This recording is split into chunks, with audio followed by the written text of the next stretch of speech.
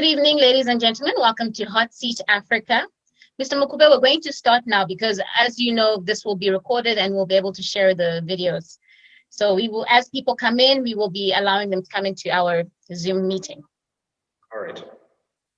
Great. So my name is Rudo Robochidwala, and you're watching Hot Seat Africa. Tonight, our guest is Mr. Terence Mukupe, former Deputy Finance Minister for the Republic of Zimbabwe. Good evening, Mr. Mukupe. Evening, Rudo. Thank you for having me on your show. Great. For many who are watching who do not know who you are, please may you just explain to them who you are when you were Deputy Finance Minister for the Republic of Zimbabwe so we can get our meeting started. First and foremost, I'm an investment banker by training, basically practiced in Africa, North America, as well as Europe, but spent most of my time actually practicing on Wall Street. And post my banking career, I went into politics in Zimbabwe, where I was a member of parliament for Harare East, and I eventually became the Deputy Minister of Finance in the first government of the current president, Emerson Mnangagwa, post the end of the Mugabe rule. Great. Many people will be asking, when did you start your career in finance? It's actually quite interesting that when I did my first degree was actually in applied mathematics. But post my mathematics degree, initially, my plan was to become an actuary, and I actually spent about a year, at First Mutual Life, where I did an internship as in the actuarial department. I then realized that the actuarial science was not really for me, and I felt that it was one of those careers where you're too specialized. And if, God forbid, you get bored, your choices were limited. So you find post-graduating, I then became an investment analyst with Tetrad Financial Holdings. And I used to analyze all the equities on the Zimbabwe Stock Exchange. I had a weekly column. And I then gravitated from the equities and I moved to, your debt instruments. I became the person who set up the derivatives trading desk at Bank ABC. And post that, after my Bank ABC stint, I felt Zimbabwe was too small a market, and it wasn't satisfying what I wanted to achieve in terms of the financial space. And that's how I ended up going to a business school in America. And I went to New York University, where I ended up doing my MBA in finance. And from there, I trained as an investment banker with Royal Bank of Canada. I had stints with Bank of America as well. And from there, I went into private equity. From private equity, that's when I ended up becoming the CEO of Renaissance Capital, which is a Russian bank. So that's how I ended up coming back into Zimbabwe. I came back as a CEO of a bank. And then eventually, when I left Renaissance Capital, I then set up my own proprietary investments company. After setting up my proprietary investments company, I was then approached to try and resuscitate Allied Bank. And I remember when I joined Allied Bank, it was 1 week away from being shut down. And I went in there with a clear mandate to try and give it some breathing space. And I went into Allied Bank, I think, for about 6 months. And after Allied Bank, I moved back to running my own proprietary investments platform. And from running my own proprietary investments platform, that's when I joined the political space. Became a member of parliament, and the rest, as I say, is history.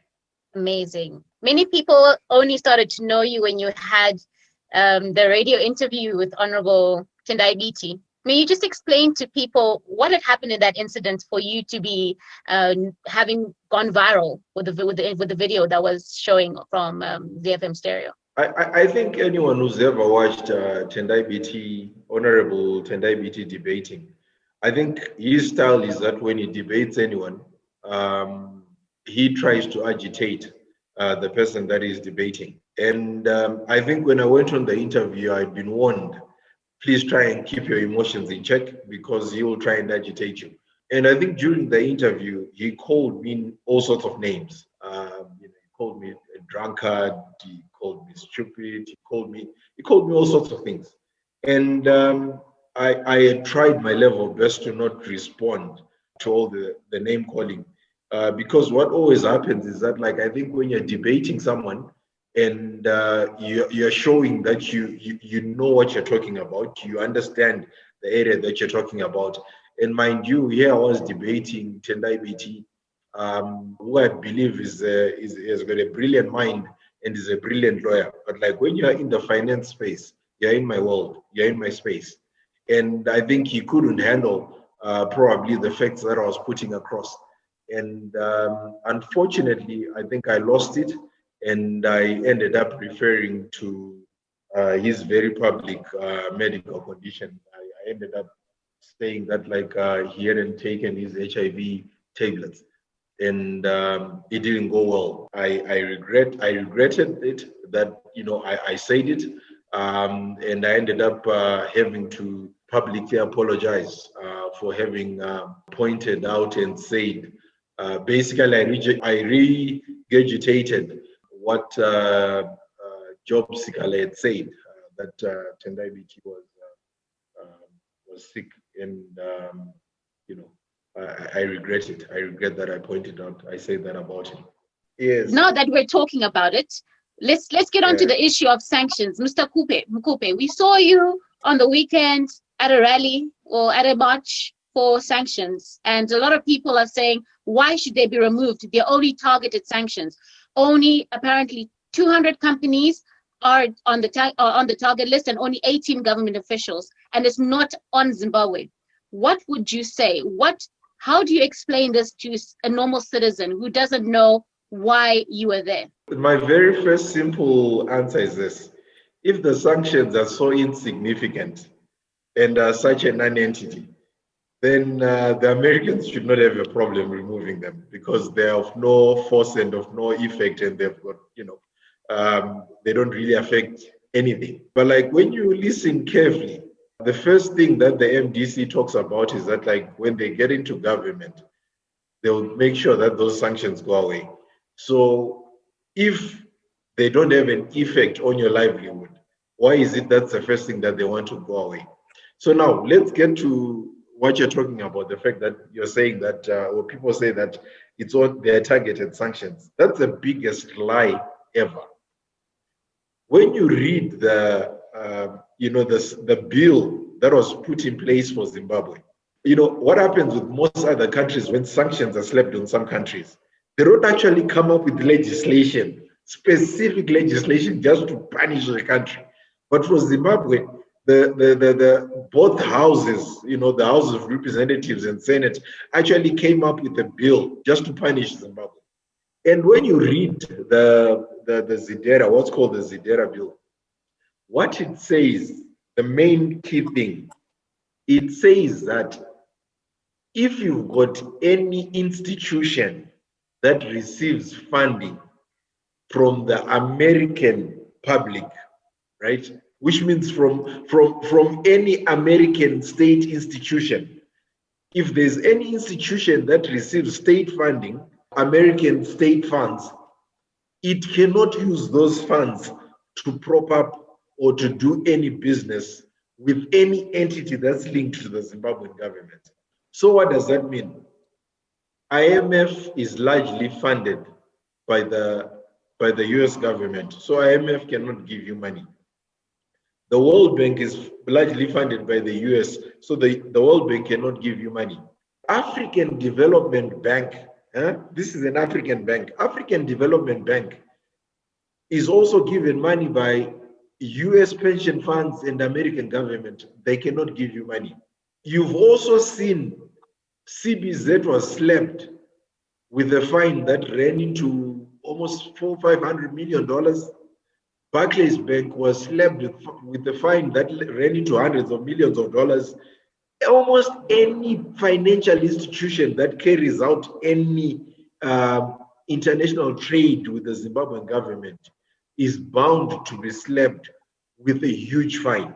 So what that means is that as a country, you're not going to be able to access any lines of credit from outside to carry out any infrastructural development work, to balance your budget, or to carry out any form of development.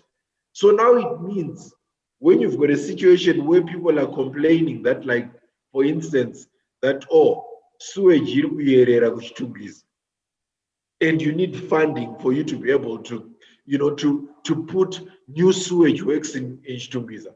You can't actually go on the market and raise money, long-term money, so that you can put new sewage pipes. So it ends up affecting the ordinary mkomana ari kuswera achijamba maspika achiti kudira jecha. He does not realize that this kudira jecha that you're talking about is affecting you uri muone room yako kuchitungwiza. But it does not affect us, the politicians. It does not affect us, the business people, to the extent it affects munhu asina basa, munhu asina chekuita muupenyu hwake. I can be able to bust the sanctions because... But is it not corruption? Not even corruption. Maybe one would argue, is it not corruption? Is it not nepotism? Is it not all these things that are actually affecting the economy of Zimbabwe and not the sanctions? Because many say that we all know about the COVID gate that happened. A lot of the people were saying that 60 million from Hopewell Chinono, he reported that 60 million was taken from the COVID fund.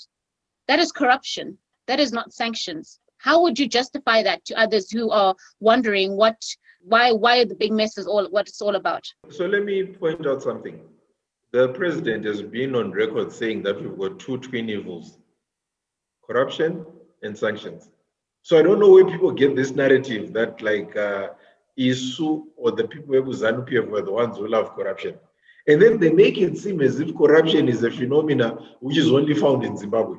Have you read about how much money has been lost through COVID corruption in South Africa? It's most probably, 100 times more than the money that you're talking about in Zimbabwe. Are you justifying corruption, Honorable? So I'm not trying to justify, but I'm saying that when you criticize, don't make it criticize in a fair manner.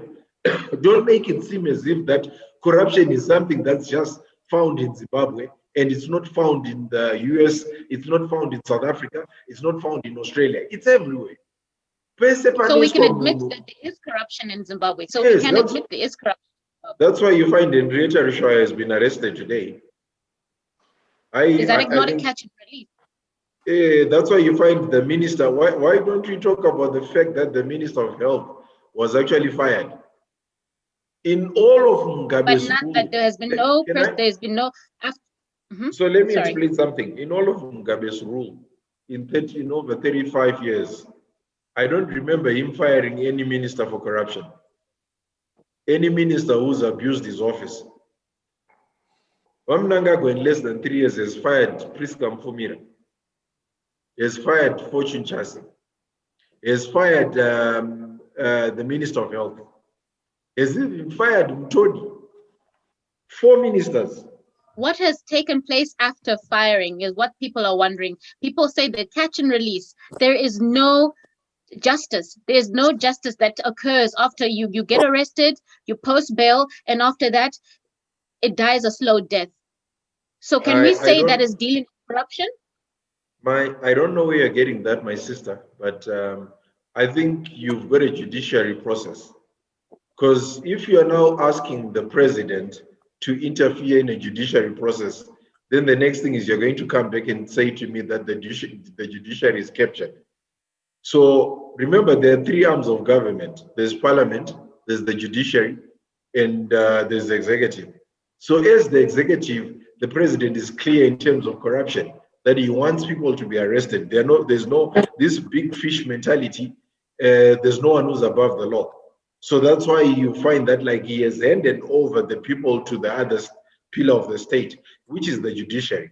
So I think the person to be asking in terms of, like, the efficiency of the judiciary process is the Chief Justice, because the executive cannot interfere there.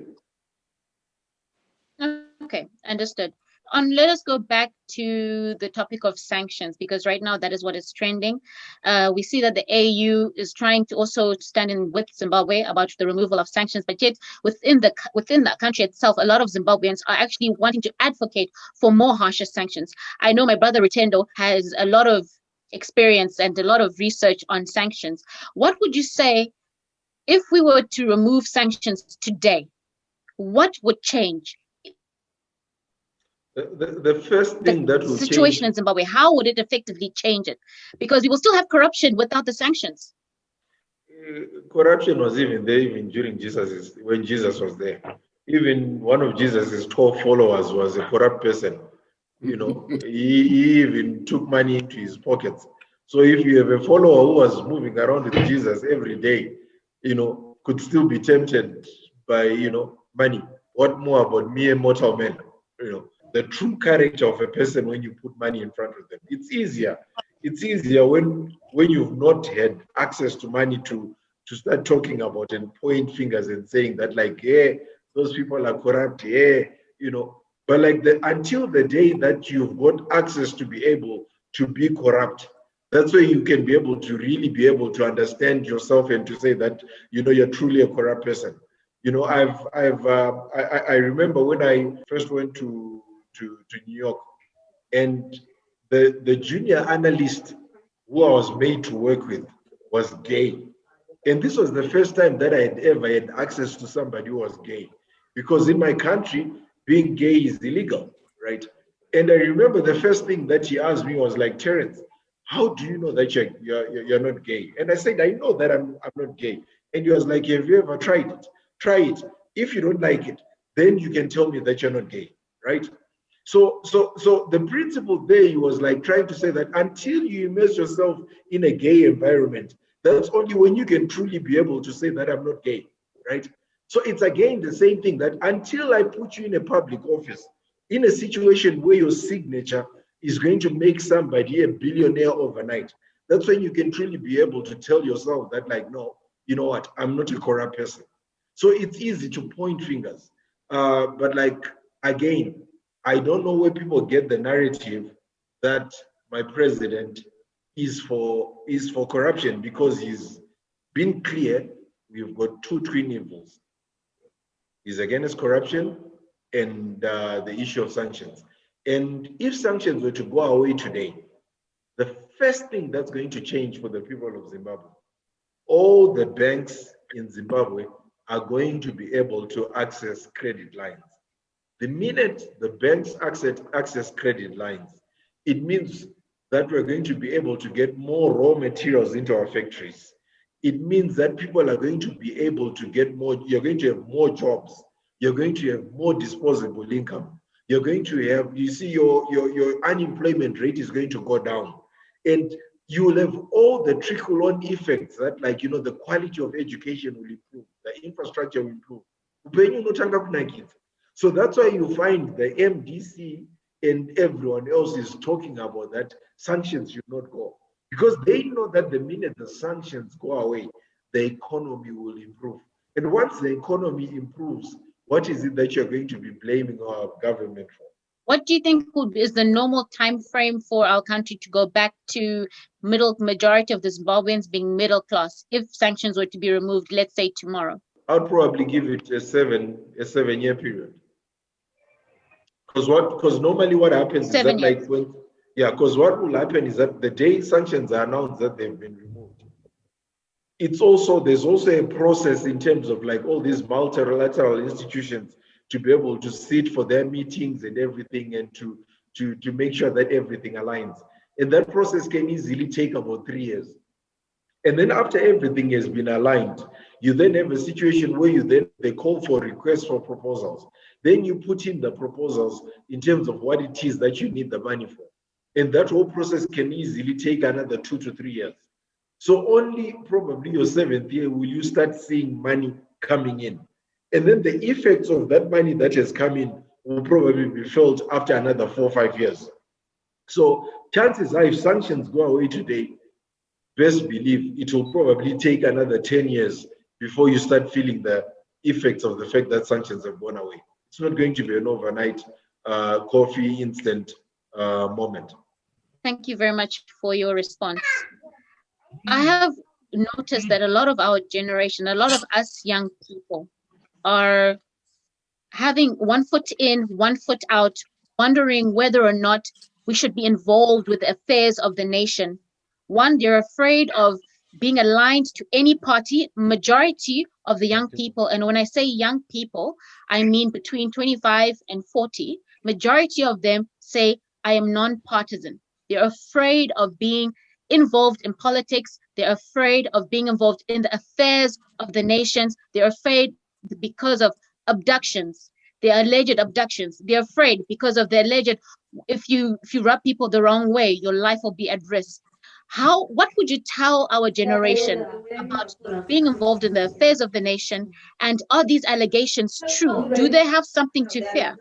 Because once this generation has gone, the older generation, who will run Zimbabwe if we are not involved? Zimbabwean politics is very polarized. It's either your ZANU-PF or your MDC. And I guess the only outlier there is Themba Mliswa, who's dependent on the day, which side is on.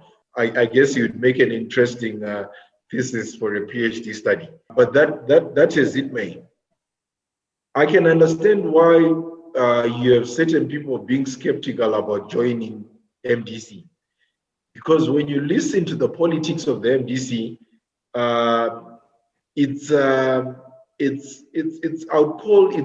it's mainly based on agitation propaganda. You only have one narrative.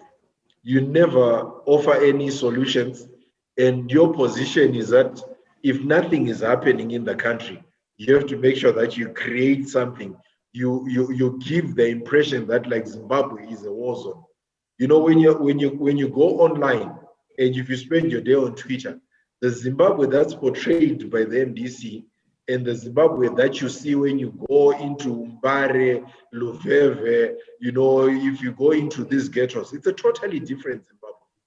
So you know that like you as a professional, if I'm going to join MDC, you then start wondering, do I want to get involved in that agitation propaganda? That's one side of the equation. And then when it comes to ZANU-PF, ZANU-PF is a very traditional party. Unlike the MDC, where you have the likes of Fadzai Mahere, who can just wake up and I don't know what she would have done maybe during the course of the night, and the next thing is you're the spokesperson of the party.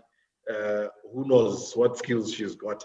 You know, that can happen in the MDC. So if you want to be at the top very fast, especially if you're a female, it's very easy to make it within the MDC. But within ZANU-PF, sorry, Mr. Mukupe, sorry, are you implying that you have to have extra credentials to be promoted in MDC? All I see is that like I sometimes I envy MDC because like all the women who are at the top are very pretty, and they're they've got what it takes. You know, beautiful women. So you were saying beautiful young, MDC beautiful promotes young people girls. not on merit, but on I extracurricular activities. I don't know what it is about the MDC, but I see, you know, when you look at the Joanna Mamombes, you know, you look at the Fadzais, you know, everybody's eye candy at the MDC. They just have a special skill and a special neck for getting these really beautiful women with, you know, very young women. Yeah, there's just something about the MDC. I'm very grateful you brought Joanna's name up because that is another thing that has been let me finish my point. I want to finish my point. My point was that like when you look at ZANU-PF, it's a traditional party. So you have to go through the mill. We've got structures. You have to spend time in the cell, in the district, in the province and everything before you go up the ladder, before you make it to be in the Politburo. So because of that, you find the young generation, they're skeptical about joining ZANU-PF because the fear is that it takes a lot for you to eventually get to the Politburo. Whereas within the MDC, it can be an overnight thing. So I think probably that answers your question. Yes, it does. Thank you very much. And can we cross over to the alleged human rights abuses? Yes. We mentioned the three MDC ladies and a Joanna. Yes. And right now, everyone knows in the country what has been going on.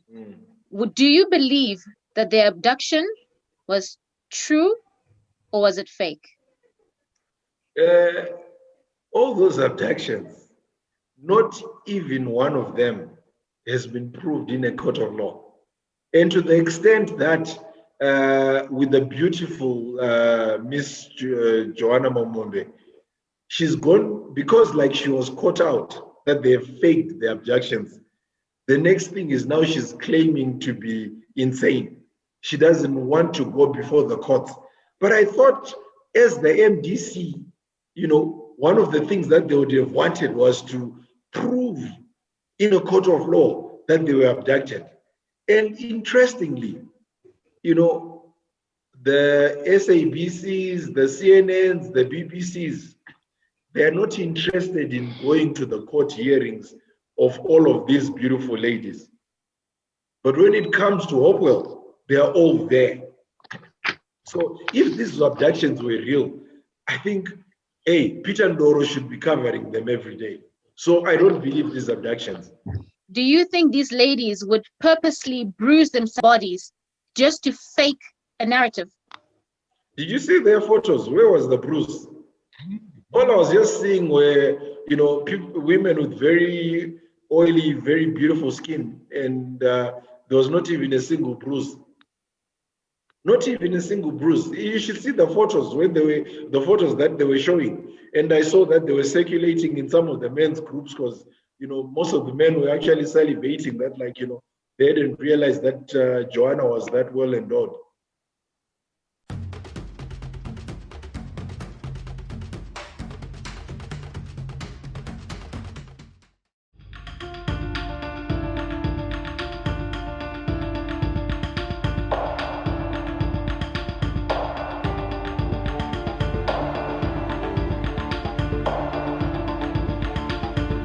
Tired of having your questions unanswered, your voice unheard, your views restrained? Join me, Rujo Buchidwala, every weekday from 1900 Central African Time on The Hot Seat, where the future is reimagined.